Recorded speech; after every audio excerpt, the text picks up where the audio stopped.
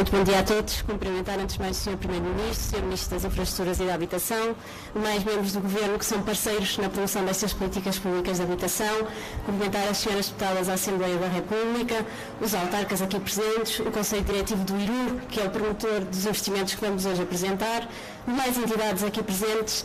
Dizer-vos que é um gosto ter-vos aqui, mas sobretudo é um gosto saber que são parceiros na promoção das políticas públicas da habitação e sobretudo na concretização daquele que é um desígnio tão importante para o nosso Estado Social como é a da garantia que todos têm acesso ao direito à habitação. Hoje é efetivamente um dia muito importante naquilo que é o percurso da promoção de políticas públicas de habitação. No âmbito do Plano de Recuperação e Resiliência, no âmbito daquilo que é o nosso objetivo de sair da crise, recuperar do ponto de vista económico e social o nosso país, a habitação tem aqui um papel fundamental na componente da resiliência do nosso país, na esfera da promoção, da eliminação das vulnerabilidades sociais e, sobretudo, na eliminação das vulnerabilidades sociais ao nível da habitação.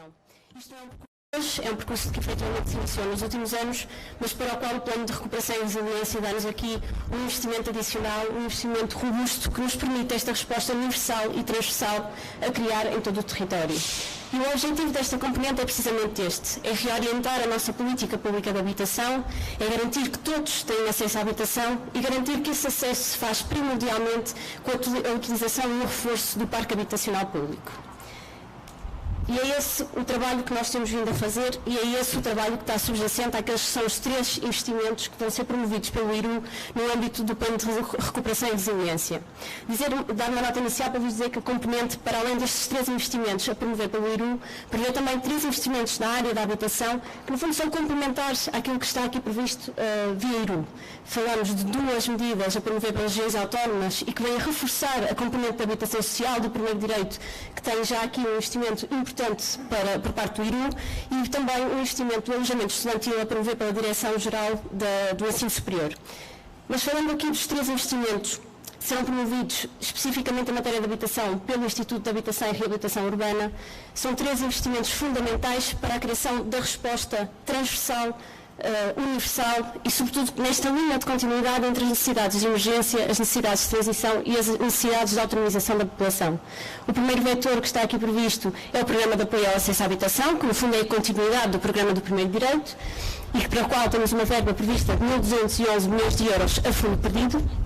A segunda componente de intervenção numa lógica de respostas de emergência é a Bolsa Nacional de Alojamento Urgente e Temporário, com uma verba de 176 milhões de euros até junho de 2026. E a terceira componente, na vertente de empréstimo, o Parque Público de Habitação a custos acessíveis, numa verba de 775 milhões de euros, que no fundo visa reforçar o Parque Habitacional Público, a resposta para as famílias de rendimentos intermédios, permitindo que efetivamente com estas componentes possamos chegar a todos os que efetivamente hoje têm necessidade de acesso à habitação e para a qual o Estado, as várias entidades aqui envolvidas, têm um papel fundamental em garantir que efetivamente há resposta no mercado. E essa garantia faz com o reforço do Parque Habitacional Público e essas 3 componentes assentam precisamente nesse vetor. Mas para que isto seja efetivamente uma resposta universal, uma resposta transversal a todo o país, é fundamental que efetivamente haja uma coesão territorial naquilo que é a promoção destes instrumentos. E aqui, para além, os 3 instrumentos têm uma componente de intervenção em todo o território, portanto, todo o investimento está a ser feito identificando o património, no caso do arrendamento acessível, identificando o património do Estado em todo o território, no caso do primeiro direito, numa articulação direta com todos os municípios, todas as câmaras municipais, para garantir que todos os municípios, todas as famílias têm efetivamente acesso ao programa. No caso da Bolsa Nacional de Alojamento Urgente e Temporário, o programa é aplicado apenas ao continente, mas também aqui com esta necessidade de coesão territorial e de garantir uma resposta em todo o território. A portaria que foi publicada na semana passada com as regras, que no fundo vem regulamentar as regras de acesso a este financiamento, vem prever precisamente esta cobertura mínima no território nacional nos 2 primeiros instrumentos, prevendo 74,4 milhões de euros no continente de garantia mínima de financiamento e 60,6 milhões de euros nas regiões autónomas, pelo motivo que já referi relativamente à Bolsa Nacional de Alojamento Urgente e Temporário. Falando aqui um bocadinho sobre as 3 grandes prioridades de política pública e começando por aquilo que é o programa que está já no terreno, que está em execução, mas que vai ter aqui uma grande alteração e um grande contributo por parte do Plano de Recuperação e Resiliência, que é o primeiro direito. Este programa visa chegar às famílias, aos grupos mais vulneráveis, às famílias mais carenciadas, àquelas que efetivamente dependem de uma resposta direta da habitação municipal e também às famílias que, embora tenham a sua propriedade privada, também não têm capacidade de garantir a sua dignidade. Este programa, que já estava em curso, visa precisamente dar esta resposta. Mas o Plano de Recuperação e Resiliência vem-nos trazer aqui uma novidade muito importante para acelerar e, sobretudo, para tornar mais eficaz este programa, que é o financiamento a 100% a fundo perdido.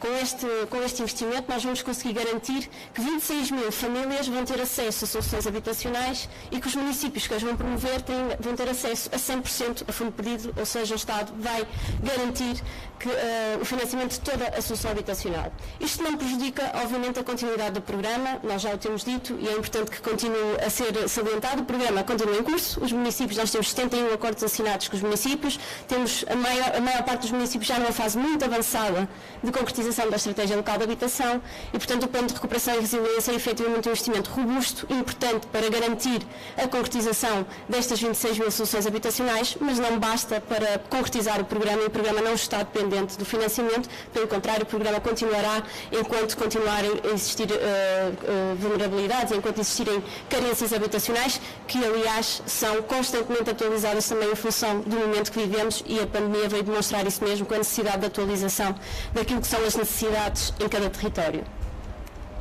Ainda na componente de fundo perdido e aqui na resposta de emergência, vamos aqui sim, enquanto no primeiro direito é um investimento de um programa que já estava construído e que já estava desenhado junto dos municípios, no caso da Bolsa Nacional de Alojamento Urgente e Temporário é efetivamente uma reforma que estamos a fazer na resposta habitacional existente. Nós não tínhamos uma rede de resposta, não temos uma rede de resposta àquilo que são as emergências. E aqui falamos de situações muito diferentes, mas todas elas a carecer de uma resposta de um dia para o outro e para a qual nós não temos essa capacidade nos dias de hoje. Falamos de situações de eventos imprevisíveis, como a pandemia, como catástrofes naturais, mas falamos também de situações de pessoas que são privadas temporariamente da sua habitação. E aqui falamos de situações de despejo, vítimas de violência doméstica, pessoas ao abrigo da proteção internacional, fluxos migratórios, estas situações de vulnerabilidade, de não acesso à habitação de forma temporária e que ficam enquadradas nesta medida, obviamente que sem prejuízo da continuidade desta bolsa, que no fundo dá a resposta de emergência e a resposta transitória e que depois permite a autonomização para as respostas que já referi, seja do primeiro direito, seja do arrendamento acessível. Esta é a verdadeira reforma, porque com a criação da Bolsa vamos criar esta rede estruturada, esta rede que vai estar no território, vai estar implementada em todo o território e que tem aqui parceiros fundamentais na sua concretização. O IRU é a entidade financiadora, mas efetivamente o Instituto da Segurança Social, juntamente com a ACM e com a SIG, tem aqui um papel fundamental na identificação das famílias, mas sobretudo no acompanhamento da resposta social. É fundamental que haja esta componente habitacional, mas é fundamental que juntamente com a componente habitacional haja esse acompanhamento social para uma efetiva transição e autonomização destes agregados familiares. Também a portaria que referi há pouco e que foi publicada na semana passada concretiza o financiamento a 100%, quer do primeiro direito, quer da Bolsa Nacional de Alojamento Urgente e Temporário e vem definir, no fundo, as regras que estarão na base do financiamento destas soluções para que possamos ainda este ano abrir candidaturas e iniciar os procedimentos para a concretização destas soluções habitacionais. A última componente de intervenção na lógica de empréstimo por parte do IRU, e aqui com um papel muito mais interventivo do ponto de vista de execução por parte do IRU, é o da construção do parque público de habitação a preços acessíveis. Nós já iniciamos este processo há alguns anos, primeiro com o Fundo Nacional de Reabilitação Edificado, mas sobretudo com a construção e com a criação no último ano, através do Decreto-Lei 82/2020, da Bolsa de Imóveis do Estado para arrendamento acessível. Aquilo que nós estamos a fazer com este investimento não é mais do que aquela que é a nossa obrigação, que é colocar o nosso património ao serviço das pessoas, o nosso património que obviamente tenha aptidão habitacional. Este decreto-lei que aqui refiro tem já identificado cerca de 150 imóveis, 150 imóveis que vão ser reabilitados ou construídos consoante a sua situação atual, mas vão ser colocados ao serviço das pessoas até junho de 2026. Estamos a falar de um conjunto importante de imóveis, mas que no fundo não bastam para aquilo que são às necessidades e também não bastam para aquilo que é o trabalho que temos em curso. E por isso é que a par com este decreto-lei, em abril deste ano, iniciou o funcionamento a plataforma onde vai ser feito o inventário do património do Estado, onde neste momento as entidades estão já a identificar o património do Estado que tem aptidão habitacional para que possa ser feita a sua análise móvel e imóvel, para, tendo condições, poder também reforçar esta que é a resposta do arrendamento acessível. E hoje mesmo vamos, aliás, assinar um protocolo muito importante para este fim, que no fundo é um trabalho conjunto entre várias entidades, entre vários ministérios, mas entre várias entidades públicas aqui presentes também, que no fundo é a concretização deste desígnio e ao mesmo tempo a concretização daquilo que é um desígnio do Governo de Política Pública. Nós vamos poder, hoje, eu já vou mostrar aqui alguns exemplos, vamos poder reforçar aquilo que é a resposta já existente e a resposta que está em processo de reabilitação e construção com mais várias centenas de imóveis.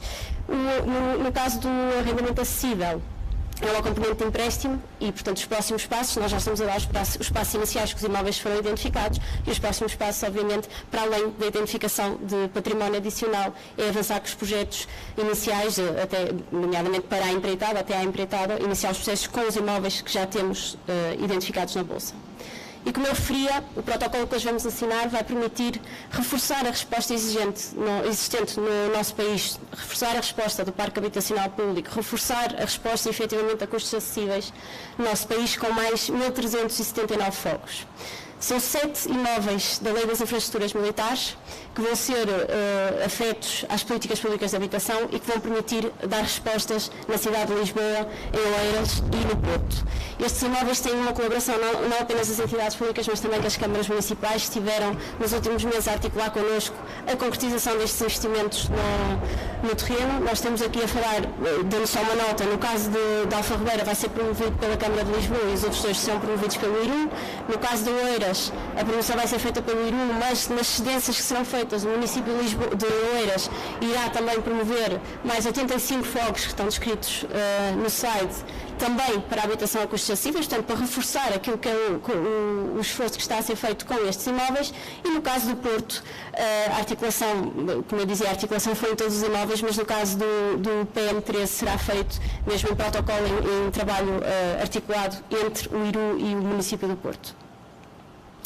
Como eu dizia, este trabalho, estes 3 instrumentos visam dar uma resposta universal, uma resposta transversal a todos aqueles que efetivamente carecem de uma resposta de habitação. Esse é o nosso objetivo e é um objetivo que está assente também no financiamento do Plano de Recuperação e Resiliência. Com o plano, pretendemos dar resposta a 26 mil famílias através do primeiro direito, a 2.000 situações de vulnerabilidade, de emergência, através da Bolsa Nacional de Alojamento Urgente e Temporário, que tem uma lógica mais de rotatividade do que o do primeiro direito. Dar só uma nota que na Bolsa Nacional de Alojamento Urgente e Temporário temos também um investimento junto da Secretaria-Geral do MAI para as necessidades de alojamento temporário das Forças de Segurança.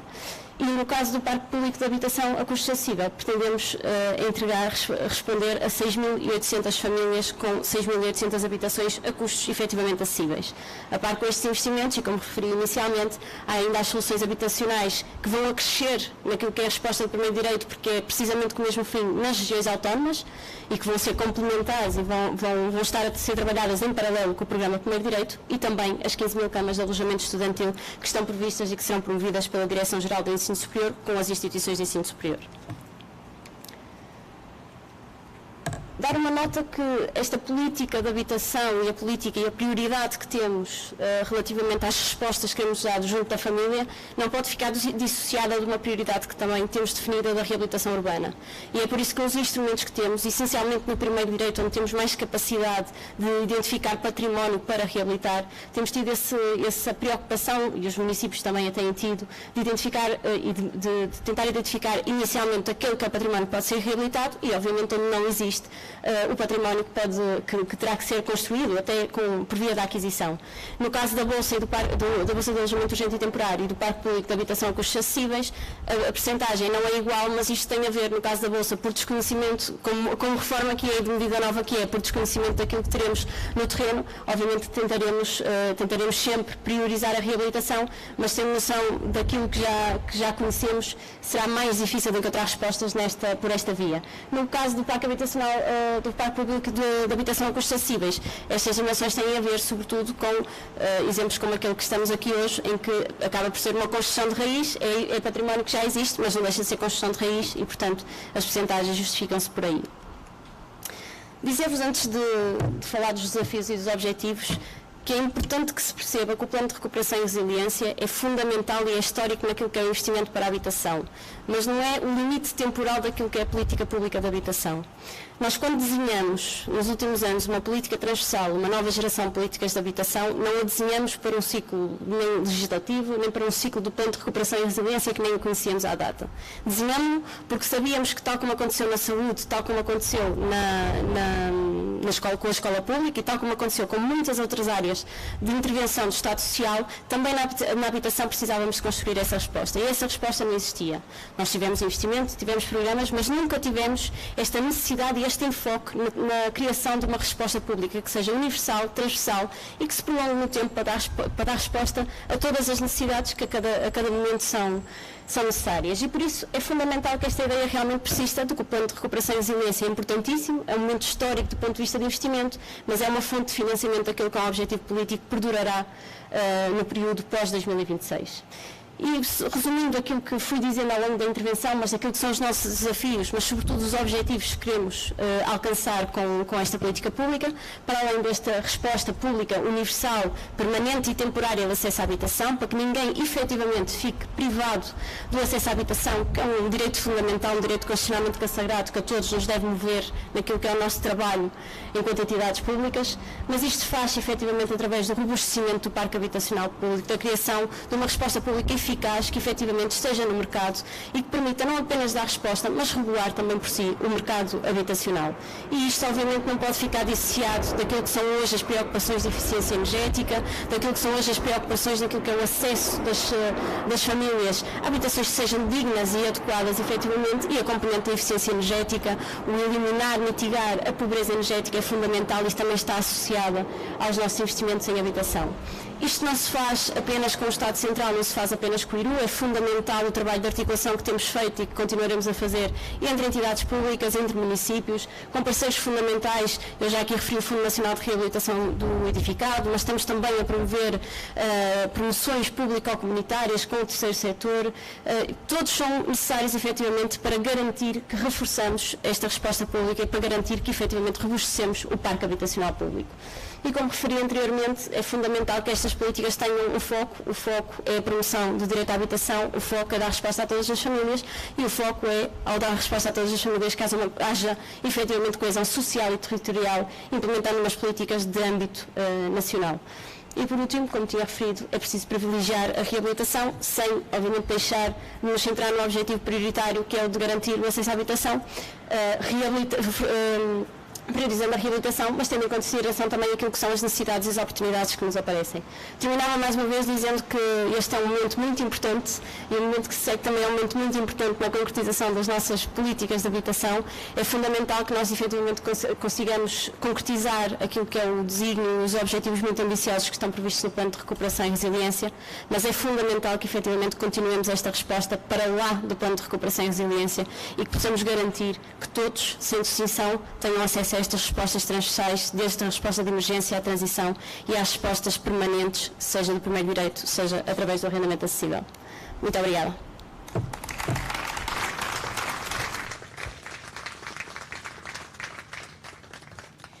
No âmbito do PRR, irá ser assinado o protocolo para a afetação de imóveis da Lei das Infraestruturas Militares à promoção de arrendamento acessível. Chamamos para esta assinatura o Sr. Ministro da Defesa Nacional, João Gomes Cravinho, o Sr. Ministro das Infraestruturas e da Habitação, Pedro Nuno Santos, e o Sr. Secretário de Estado do Tesouro, Miguel Cruz.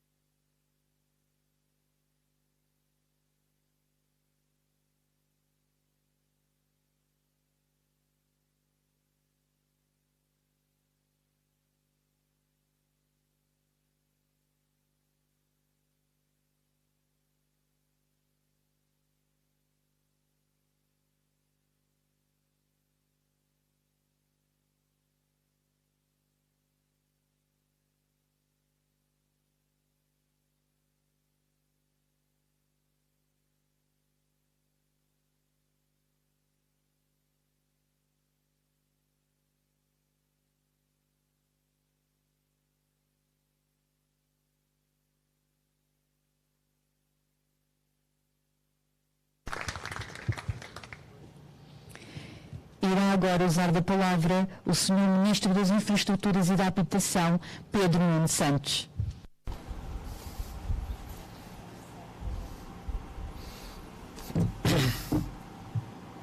Bom dia a todos e a todas. É um gosto muito grande aqui estar. Sr. Primeiro-Ministro, muito obrigado. Cumprimentar todos os meus colegas de Governo na pessoa de dois deles, da Sra. Secretária de Estado da Habitação. Sem ela era impossível, é uma máquina. Se não se faz mais é porque é mesmo impossível, mais ninguém faria e, portanto, um cumprimento muito especial à Sra. Secretária de Estado da Habitação e ao Sr. Ministro da Defesa, porque aquilo que nós hoje, numa parte particular deste trabalho, só foi conseguida com a colaboração, vontade, disponibilidade do Ministério da Defesa e do Sr. Ministro da Defesa em particular. De outra forma era absolutamente impossível. A verdade é que a Lei de Infraestruturas Militares é um instrumento também de financiamento do Ministério da Defesa.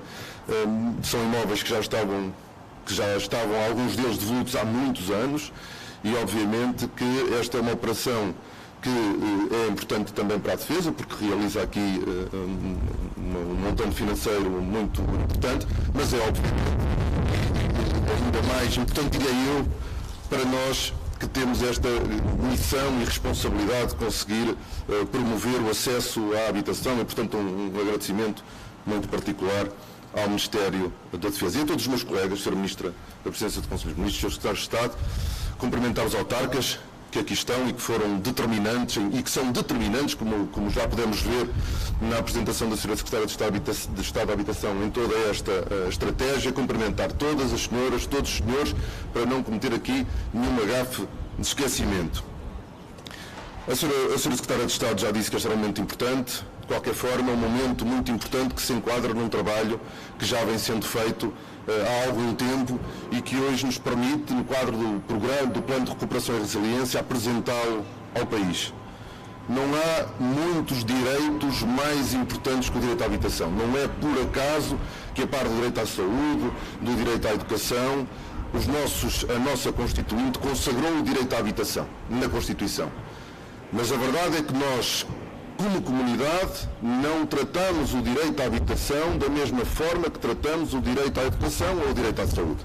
Nós somos capazes de coletivamente nos organizarmos para construir um Serviço Nacional de Saúde que, com problemas que tem, obviamente, é uma das maiores, não mesmo a maior realização que os portugueses conseguiram com o 25 de Abril. Mas também a escola pública, uma grande realização que permitiu a todas as nossas crianças, independentemente de onde venham, sejam filhas de um desempregado ou de um patrão, poderem aceder à escola e à educação com qualidade. Mas nós não fizemos isso na habitação. E nós, num dos programas que temos a implementar no país, ele é chamado de Primeiro Direito, e não é por acaso.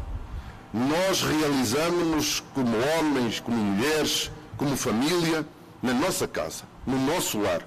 Nós não conseguimos organizar uma vida, planeá-la, dar-lhe consistência, solidez, se nós não tivermos o lar. O lar, onde nós reunimos com a família, onde nós somos felizes, onde nós também podemos ser tristes, onde nós descansamos, onde nós nos alimentamos, o nosso lar.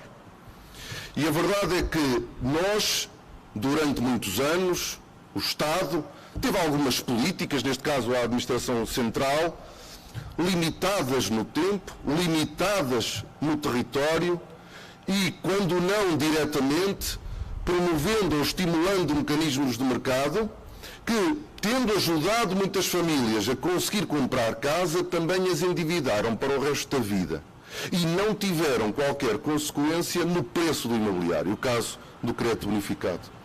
A Administração Central, com exceção destas políticas, deixou esta tarefa quase exclusivamente para os municípios, que foram ficando ao longo de décadas quase sozinhos, em grande parte do território, sozinhos a dar resposta às necessidades de habitação. É por isso que dizemos muitas vezes que neste caso em concreto, falamos tantas vezes do mercado falhou, aqui o Estado falhou. Nós falhamos enquanto comunidade e hoje sentimos da forma mais dura as consequências da ausência de uma política de habitação consistente, perene, para todo o território. E se é verdade que há um problema grave, e aliás é a nossa primeira prioridade no que diz respeito à habitação, dar resposta em matéria de acesso à habitação, à população mais carenciada, aquela que vive em situação de indignidade. São dezenas e dezenas de milhares de famílias em Portugal que vivem em situação de indignidade em pleno século XXI.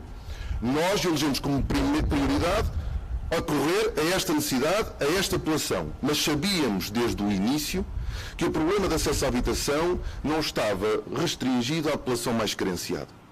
E a verdade é que as políticas públicas de habitação foram deixando sempre, mesmo as poucas que existiram, deixaram sempre a população de rendimentos intermédios ou a classe média, como se lhe quiser chamar, para depois. Para não dizer esquecida no que diz respeito à resposta pública.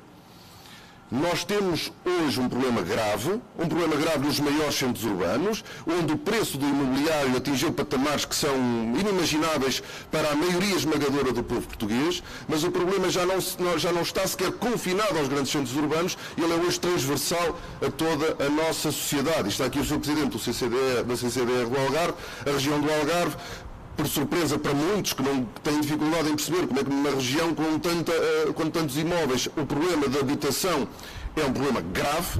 O Algarve é uma das regiões, a seguir provavelmente a área metropolitana de Lisboa, com maior dificuldade no acesso à habitação. O problema é de facto hoje nacional, transversal, não está confinado à população mais carenciada, e é muito importante que no quadro das políticas públicas de habitação não só nós tenhamos consciência disto, como sejamos consequentes com isto, até para não gerarmos e não alimentarmos ressentimento numa grande parte da nossa população que dá um grande contributo ao nosso país, do ponto de vista de trabalho, de contributo económico, e tem o direito também a aceder à habitação, e vai assistindo, quando não são os mais velhos diretamente, aos filhos da classe média a prolongarem, a adiarem o momento em que conseguem se autonomizar, constituir família, conseguirem organizar a sua vida de forma autónoma, porque não conseguem aceder à habitação.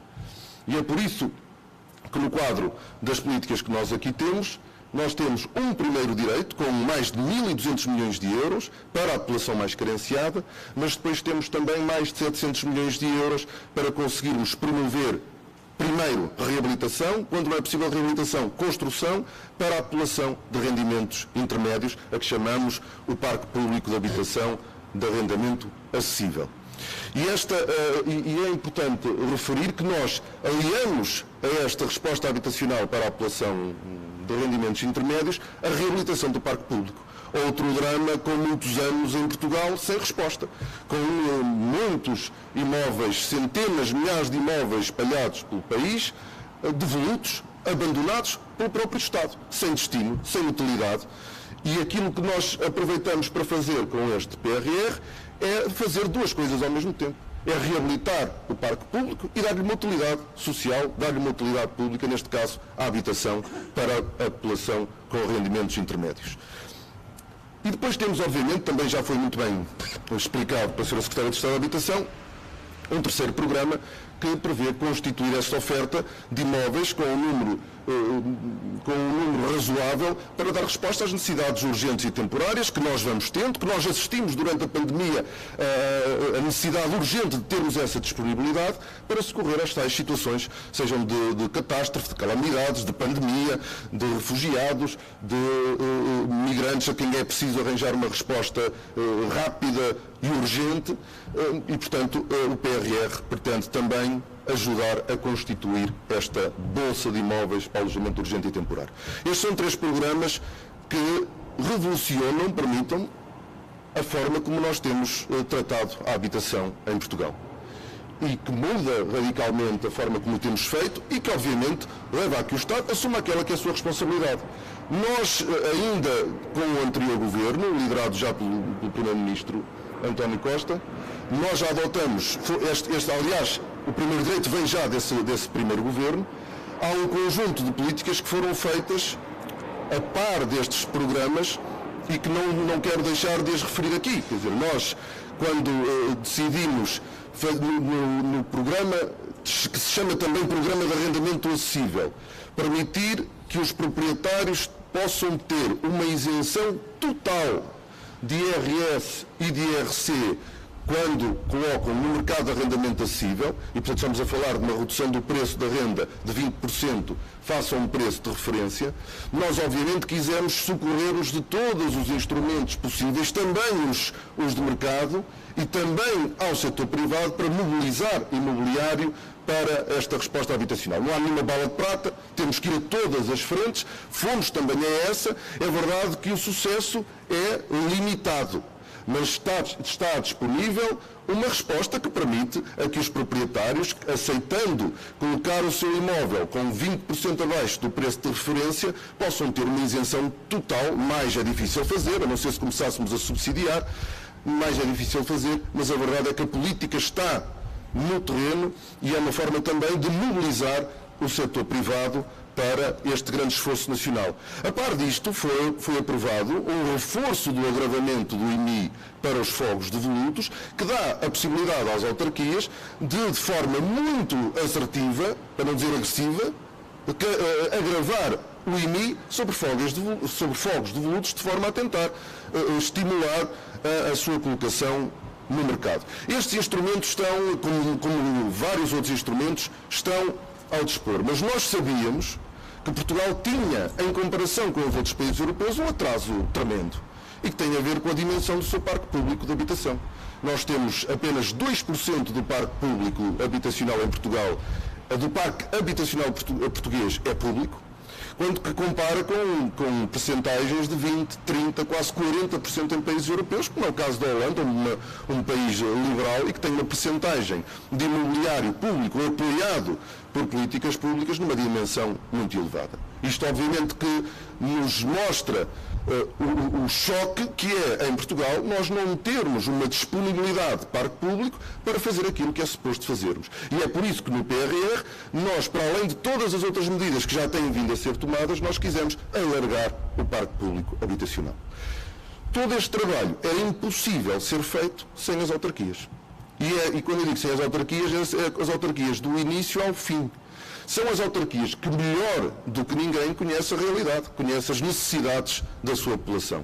E é por isso que as estratégias locais de habitação não poderiam ser feitas por mais ninguém que não fossem os próprios municípios. Os municípios têm de forma massiva se mobilizado, estão a fazer este trabalho por todo o país. Nós temos já mais de 7 dezenas de acordos de colaboração assinados, temos municípios já a trabalhar, temos municípios que já entregaram casas ao abrigo do primeiro direito, como é o caso de Lisboa, temos municípios com as obras e Évora, julgo também. Temos municípios com obras em curso, como é o caso da Ruda dos Vinhos, e temos muitos municípios a prepararem-se, porque obviamente o desafio que o país lança é um desafio imenso, mas 26 mil fogos são financiados a 100%, o que obviamente dá aqui também um estímulo muito grande para que os municípios possam, usando uma expressão popular, dar corda aos sapatos para poder beneficiar de um financiamento a 100% a fundo perdido. Os municípios estão na melhor posição para desenhar a estratégia local de habitação, mas também para executar. Era impensável que fosse a Administração Central a promover a execução de tantos imóveis por todo o país, e é por isso que este é um programa exemplo naquilo que é a cooperação entre a Administração Central e a Administração Local, deixando cada parte fazer aquilo que faz melhor. E a Administração Central desenhou uma política nacional que está aí para durar depois do PRR. O PRR é um instrumento de financiamento. A política de habitação que este Governo desenhou é uma política de habitação para ficar, para lá de 2026, obviamente, mas mesmo este exercício é um exercício de grande complexidade de execução e, obviamente, que ninguém melhor do que a Administração Central para fazer como as autarquias locais. E, portanto, nós desenhamos a política, nós pagamos-a a 100%, os municípios identificam as necessidades, os municípios executam, e é nesta grande colaboração que nós vamos conseguir vencer um dos maiores atrasos que nós temos no nosso país do ponto de vista de política coletiva pública, que é o acesso à habitação. E por isso é que eu dizia, é uma relação aquilo que estamos a fazer efetivamente, e eu só tenho orgulho de ter a oportunidade com a Marina Gonçalves de fazer isto sob a liderança do Primeiro-Ministro António Costa, que foi quem em 2015, no início, para não dizer antes em 2014, mas em 2015, que elegeu como a habitação uma prioridade. E daí até aqui nós temos tido a confirmação dessa prioridade e não é por acaso que no PRR 16% de todo o plano é destinado à habitação. E, portanto, minhas senhoras e meus senhores, é uma grande honra estar a fazer este trabalho sob a liderança do Primeiro-Ministro. Era impossível fazer de outra maneira se não tivéssemos esta identificação logo de início, ainda antes de sermos governo, como uma das maiores prioridades do país. Agora, o Primeiro-Ministro fará isso melhor do que eu, mas eu não posso também de me associar ao desafio aos nossos autarcas. Eu estou a olhar para o Presidente de Câmara que executa, que faz, mas obviamente que nós precisamos que todos, temos também a Câmara Municipal do Porto aqui representada, temos a Câmara Municipal de Lisboa e temos muitas outras câmaras municipais que estão a trabalhar. Obviamente que nós precisamos desesperadamente que as câmaras municipais por todo o país executam com rapidez, porque, como sabem, aquilo que não for executado é perdido. E, portanto, nós temos aqui dois objetivos. A nossa população tem urgência e nós não nos podemos dar ao luxo de perder dinheiro. Muito obrigado, minhas senhoras e meus senhores, e vamos ao trabalho. Muito obrigado.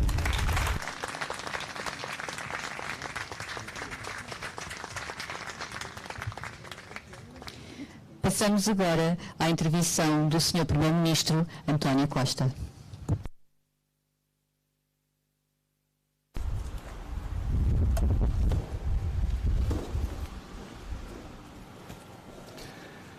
Senhoras e senhores ministros, senhores secretários de Estado, senhores presidentes das CCDRs, senhor presidente da Câmara Municipal de Oeiras, representantes das câmaras municipais de Lisboa e Porto, senhor diretor do IRU, bom dia a todos. Bom, Portugal foi o primeiro país a apresentar o Plano de Recuperação e Resiliência à Comissão Europeia. Nós somos os primeiros a ter luz verde da Comissão Europeia. Seremos dos primeiros a que na próxima semana veremos o nosso plano aprovado pela reunião dos Ministros das Finanças, no próximo dia 13, mas temos também, depois de sermos os primeiros, temos agora de ser os melhores a pôr em ação este plano de recuperação.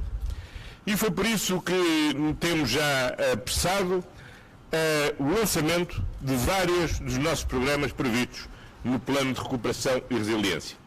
Lançámos um absolutamente estratégico, que tem a ver com as agendas mobilizadoras, a mobilização do nosso sistema científico e tecnológico, das nossas empresas, para podermos desenvolver novos produtos de maior valor acrescentado no esforço de reindustrialização do país. Tivemos já a oportunidade de lançar, quer aqui na área metropolitana de Lisboa, quer na área metropolitana do Porto, projetos na área da mobilidade sustentável. Tivemos uma oportunidade já de lançar um grande programa que se dirige diretamente às famílias e que tem a ver precisamente com o financiamento às famílias para a melhoria da eficiência energética das suas habitações, que tem tido uma adesão impressionante e que já tem, aliás, pagamentos realizados pelo investimento já realizado pelas famílias. Hoje estamos aqui a lançar um dos pilares fundamentais do nosso plano de recuperação, a área da habitação. E este é um sinal de que o nosso plano de recuperação não parte do zero, mas, pelo contrário, tem uma forte ancoragem naquilo que são as opções estratégicas que o país fez. Nós, no início da anterior legislatura, definimos a nova geração de políticas de habitação como uma necessidade prioritária do país. Era muito claro. Os números falam por si. Nós temos um parque público de habitação que são 2% do total da habitação, a média da União Europeia são 7%, o caso da Holanda, que se referiu o Sr. Ministro, são 34%, e de facto Portugal, desde o enorme esforço que as autarquias fizeram, com base em empréstimos do Estado, para a erradicação das barracas no final dos anos 90, a política pública de habitação praticamente se esfumou. Ora, não foi a erradicação das barracas que pôs fim às necessidades de habitação. Há necessidades que permanecem e há novas necessidades que surgem. Essas necessidades, eu diria, que acompanham todo o ciclo da vida. E por isso este o Plano de Recuperação e Resiliência financia desde residências estudantis, que serão desenvolvidas pelo Ministério do Ensino Superior, até residências de cuidados continuados integrados, como aquelas que temos ali também de reaproveitamento de instalações militares e que foi desenvolvido pela Santa Casa da Misericórdia de Lisboa. E depois temos 3 programas muito fortes que estão aqui hoje apresentados. Um dirigido à resposta às famílias que não têm habitação condigna, outro dirigido à classe média e, em particular, às jovens gerações, e um terceiro de habitação urgente e temporária. Ora, todas estas realidades são realidades concretas das necessidades dessa nova política. E foi para dar solidez à nova política, à nova geração de políticas, que na anterior legislatura aprovámos a Lei de Bases da Habitação, da iniciativa da então deputada Helena Roseta, e que teve o condão de ter um amplo apoio político na Assembleia da República, o que é fundamental, porque estas políticas que correspondem a opções estratégicas exigem um apoio político alargado para garantir a sua continuidade. Ora, nós temos que pôr a recuperação em ação. E o investimento em habitação é um investimento que resolve, desde logo, um problema fundamental, que é o direito à habitação. Mas tem uma componente de ativação económica e de potencial de absorção do desemprego muitíssimo significativo. E é muito importante que o façamos, porque é urgente que nessa recuperação possamos ter também, no curto prazo, impacto económico na reanimação das nossas empresas, na absorção do desemprego, ao mesmo tempo que satisfazemos uma necessidade fundamental de todos os cidadãos, que é o acesso à habitação. Ora, o acesso à habitação é uma necessidade que é bastante diversificada. Nós, quando em 2018 se fez o levantamento das necessidades habitacionais em todo o país, de habitações sem condições de dignidade, foram estimadas pela altura pelos municípios um total de 26 mil fogos. A verdade é que nos 71 contratos já assinados, já temos, neste momento, um investimento previsto para 25.800 fogos. O que é que isto significa? Significa que as necessidades efetivas de habitação em condições condignas ultrapassam largamente aquilo que foi previsto em 2018. E daí a importância deste programa, porque, como disse a Sra. Secretária de Estado da Habitação, quando o desenhámos, não contávamos com esta verba, mas contávamos com a necessidade de financiar 26 mil fogos. Hoje já percebemos que temos que financiar muito mais do que 26 mil fogos e, por isto, assegurar através do financiamento, que ao contrário do que aconteceu nos anos 90 com o PER, não é com base em empréstimos, mas é com financiamento a fundo perdido aos municípios, nós poderemos acelerar a recuperação da Estado. Nós poderemos acelerar a recuperação desta necessidade de assegurar um direito de habitação condigna a todas as famílias e ir mais além do que aquilo que poderíamos ir se não tivéssemos este programa. E, de facto, não é por acaso que este programa se chama Primeiro Direito, porque é a base do exercício de todos os outros, é cada família poder dispor de uma habitação em condições condignas. Sabemos bem que há outra realidade muito presente no nosso país. O mercado, de facto, não responde às necessidades de habitação em condições acessíveis para a classe média e, em particular, para as novas gerações. Há concelhos onde a taxa de esforço, ou seja, a percentagem do rendimento disponível das famílias que é necessária para aceder à habitação excede os 40% e, em alguns casos, atinge mesmo os 60%. Ora, a taxa de esforço não deve ser superior a 30% em caso algum, na habitação acessível, e, portanto, temos mesmo de investir para corrigir esta falha de mercado. E essa intervenção pode ser da mais diferente natureza. Pode ser um incentivo aos próprios privados para disponibilizarem em boas condições financeiras o seu imóvel para este fim, e a conta é relativamente simples, para um desconto de 20% relativamente ao valor médio em cada um dos locais tem um benefício fiscal de 28% desse rendimento, o que significa que está a ganhar com aquilo que é o benefício fiscal. Segundo lugar, tem estabilidade também no seu próprio arrendamento e tem confiança na escolha de com quem contrata. Há depois um conjunto de incentivos também aos próprios municípios para desenvolverem os seus programas, porque podem, aliás, complementar o desconto, a isenção em IRS com a isenção em IMI, o que muitos municípios, aliás, têm adotado, o que é mais um benefício fiscal para o proprietário. Mas depois tem que haver oferta pública. E essa oferta pública pode ser feita pelos municípios e pode e deve ser feita também por parte do Estado. E esta é uma condição fundamental para nós vencermos um dos maiores desafios que temos enquanto sociedade, que é sermos capazes de criar condições de vida para as novas gerações do nosso país, aquela geração que dizemos e bem que é mais qualificada que o país tem, e onde a condição de acesso à habitação, como a existência de creches gratuitas, como o acesso à qualidade, a uma escola pública de qualidade, são transferências não monetárias, absolutamente vitais, para melhorar o rendimento disponível das famílias e compatibilizar o esforço de competitividade das nossas empresas com uma melhoria muito significativa do rendimento das famílias. E se não conseguimos fazer isto, de simultaneamente melhorar os ordenados, simultaneamente termos uma política fiscal mais justa e termos condições de acesso a serviços públicos de qualidade para as novas gerações, nós corremos o risco de perder esse desafio. E aí não há plano de recuperação e resiliência que nos valha, porque o nosso futuro depende mesmo de conseguirmos fixar em Portugal esta nova geração, que é a geração mais qualificada que o país dispõe.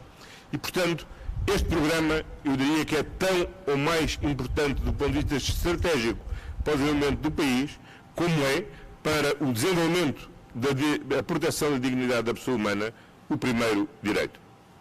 Temos depois outras situações múltiplas. E essas situações são as que procuramos responder neste programa de habitação temporária e urgente. Já referimos aqui as situações das vítimas de violência doméstica, das pessoas que procuram Portugal para ter proteção internacional, os refugiados, mas podíamos também falar da população sem abrigo, ou podemos e devemos falar das situações de habitação temporária para, designadamente, o Estado conseguir assegurar em qualidade a atração e a fixação de recursos humanos em regiões onde o preço da habitação torna muito difícil a fixação dessas populações, desses recursos humanos, ou torna muito penosa a fixação desses recursos humanos.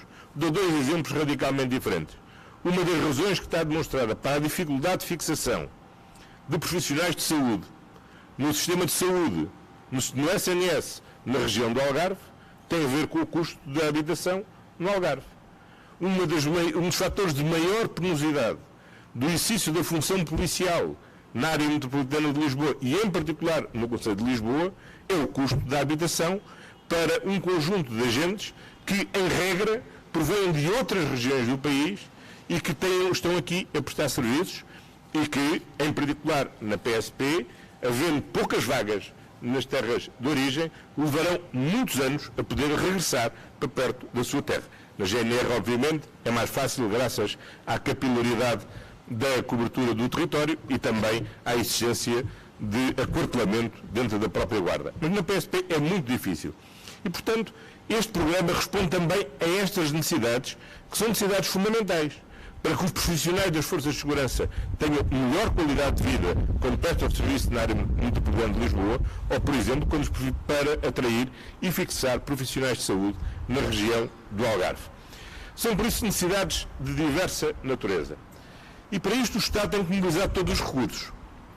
Tem que mobilizar os recursos que dispõe através do financiamento da União Europeia, tem que mobilizar os recursos do seu próprio orçamento, mas tem aqui um valor muito importante que o Estado pode, um grande contributo que o Estado pode dar, que é o reaproveitamento do seu património devoluto ou a reafetação de património que não é necessário.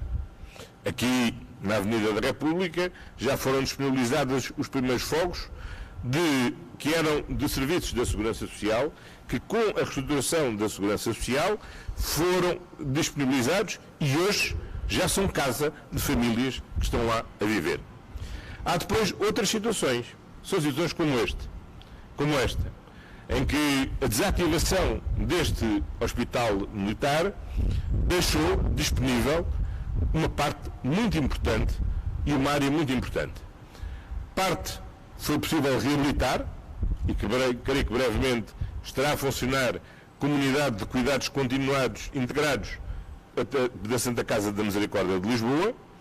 Outra parte, como esta, com esta estrutura de pavilhões, não é seguramente suscetível de reabilitação para a habitação, mas liberta espaço para a edificação de uma centena de fogos que vai aqui nascer e que vai precisamente permitir responder a estas necessidades da classe média e das jovens gerações. No conjunto do protocolo que aqui assinamos, só aqui, entre os fogos que são disponibilizados em Lisboa, cerca de 556. Os que serão disponibilizados em Oeiras, 630. E os que serão disponibilizados no Porto, 193. Nós temos aqui um total de 1.379 fogos que vão poder existir graças ao reaproveitamento das instalações desafetas da função militar e que são reafetas a esta função de habitação. É por isso um contributo muito importante a que se soma outras instalações que já foram disponibilizadas. Recordo-me só, assim, de repente, do antigo Hospital Miguel Bombarda, que tivemos a oportunidade de lançar essa operação, antigas instalações de GNR no cabeço da bola, e deve haver várias outras, para além de terrenos que o IRU foi acumulando no seu património ao longo de anos e que nunca foram utilizados e onde é possível realizar a construção de novas habitações, como por exemplo a operação que está em curso aqui no Concelho de Almada, que deve ser a maior, se não uma das maiores, que está em curso em todo o país. E portanto nós temos que pôr o património do Estado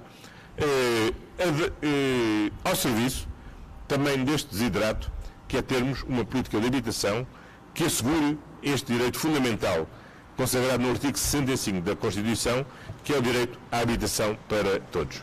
E por isso, queria aqui, saudando as senhoras deputadas que aqui estão, os senhores presidentes das CCDRs, os senhores autarcas aqui presentes, todos os colegas do Governo, regozijar-me que, depois do arranque das agendas mobilizadoras com o sistema científico e com as nossas empresas, depois do arranque dos projetos de mobilidade, depois do arranque dos programas de eficiência energética, estejamos aqui a pôr a recuperação em ação para satisfação de um direito fundamental de todos os portugueses e, em particular, das jovens gerações, que é o direito à habitação.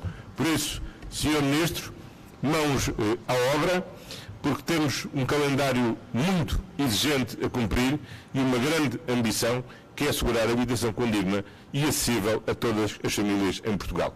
E esse é um grande objetivo estratégico que o país tem que alcançar, vai alcançar, e agora temos, felizmente, os meios para o poder fazer mais rápido e com maior ambição do que tínhamos antes de termos o plano de recuperação e resiliência. E se o fizermos, fomos não só os primeiros a entregar, mas seremos mesmo os melhores a executar. Por isso, mãos à obra e bom trabalho. Muito obrigado.